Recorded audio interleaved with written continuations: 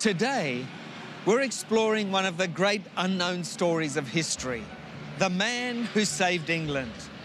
He was the unlikeliest of heroes, small in stature, just 170 centimetres or 5 foot 6 inches tall. He never carried weapons and was a writer, not a fighter. But he saved England, and without him, the world we know today would be a very different place. This is one of the largest squares in the beautiful city of Paris.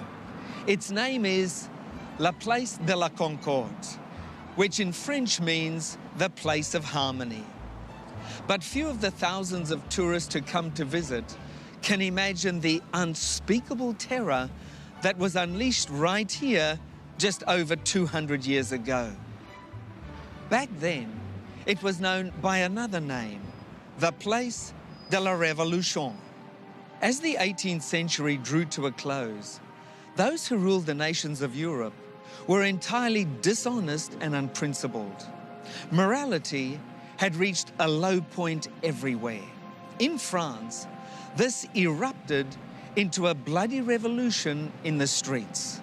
The people of France dramatically rejected all forms of traditional, secular, and religious authority. They wanted to get rid of both the aristocracy and of all Christian influence. A lawless and vicious mob mentality took over. In just 1 year, in the period between 1793 and 1798, there were over 16,500 people killed in France. There was no justice, only sham trials. It was here at this very spot that the newly invented scientific method of execution, the guillotine, was set up. It was a popular form of entertainment for the mob. Here, the women of Paris would calmly knit, while head after head was lopped off.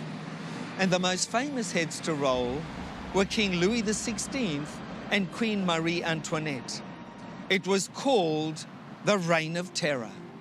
But I want to share with you the story of what happened across the Channel in England, because there, a significant percentage of the population wanted to follow France, but the majority didn't, and England was saved.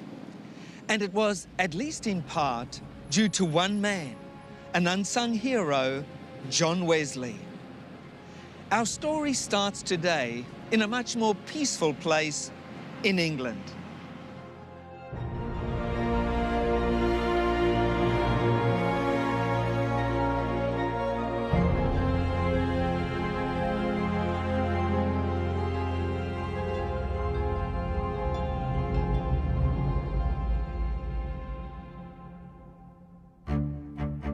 I'm here in the village of Epworth, north of London.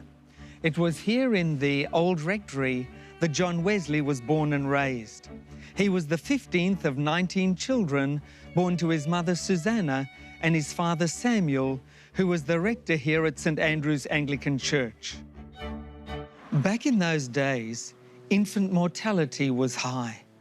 Parents often aimed to have as many children as possible in the hope that some would survive. As it was, 9 of John's brothers and sisters never survived childhood, leaving 10 mouths to feed. With so many children, the main thing John's parents worried about was how to feed the family. To make things worse,